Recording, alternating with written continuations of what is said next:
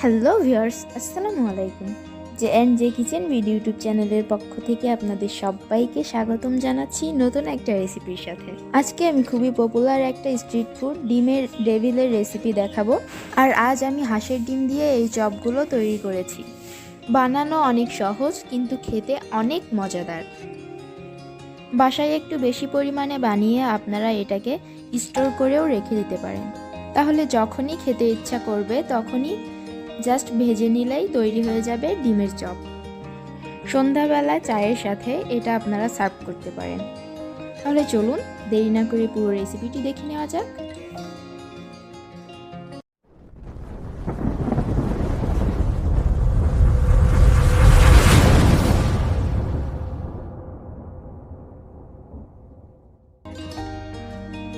তো প্রথমে আমি 4টা আলু আগে থেকে সিদ্ধ করে নিয়েছিলাম। এবার আমি আলুগুলোকে ছিলে নিচ্ছি। আলুগুলোকে ছিলে নেওয়ার পর এখন আমি আলুগুলোকে ম্যাশ করে নিয়েছি। এখন আমি এর মধ্যে দিয়ে দিচ্ছি স্বাদ মতো কিছুটা লবণ, দিচ্ছি হাফ চা চামচ হলুদ, দিচ্ছি ভাজা জিরা গুঁড়া 1 চা চামচ, দিচ্ছি 1 টেবিল চামচ কাঁচামরিচ কুচি আর 1 চা চামচ ধনিয়া পাতা কুচি। এবার আমি সবগুলো একসাথে ভালোভাবে মাখিয়ে নিচ্ছি। তো আমার মাখিয়ে নেওয়া হয়ে গেছে। এখন আমি চলে যাব চুলায়। চুলায় একটি ফ্রাই প্যান বসিয়ে এর মধ্যে আমি পরিমাণ মতো তেল দিয়ে দিচ্ছি।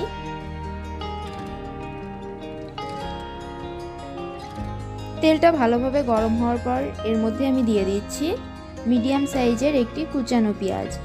এবার আমি পেঁয়াজটা একটু কাঁচ মতো করে ভেজে নেব।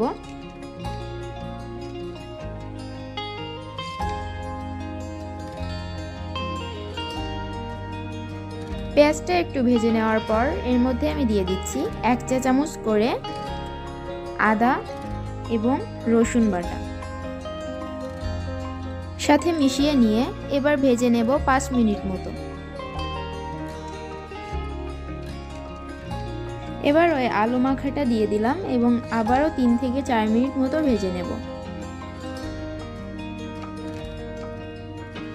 এভাবে আলুটাকে ভেজে নিলে চপের টেস্টটা অনেক ভালো লাগে। 3-4 মিনিট মতো ভেজে নেওয়ার পর এই পুরটা একটা প্লেটে নামিয়ে ঠান্ডা করে নেব।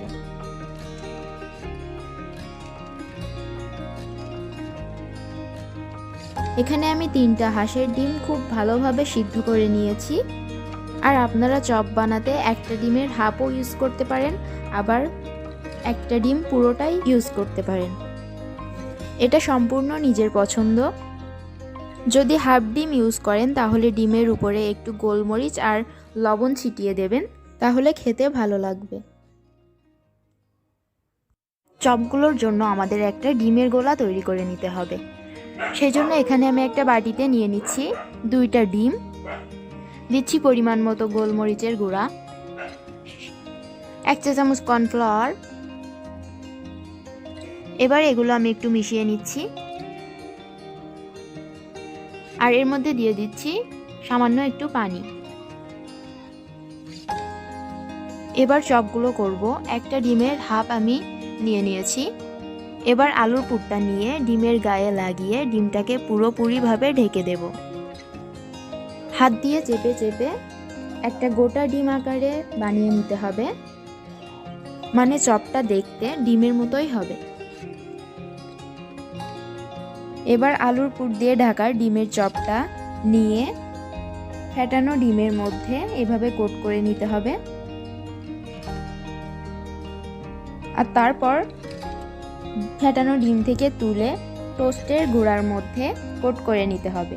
এখানে আমি টোস্টের গুঁড়া নিয়েছি, আপনারা চাইলে ব্রেড গ্রামসও নিতে পারেন।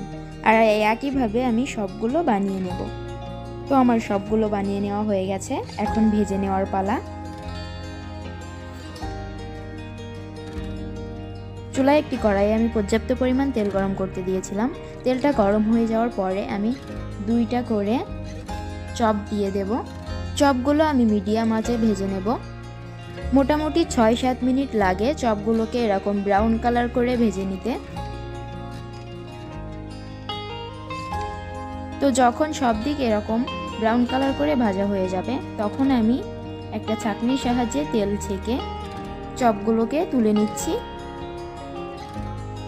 আর এই একইভাবে আমি আরও এক ব্যাচ ভেজে নিচ্ছি।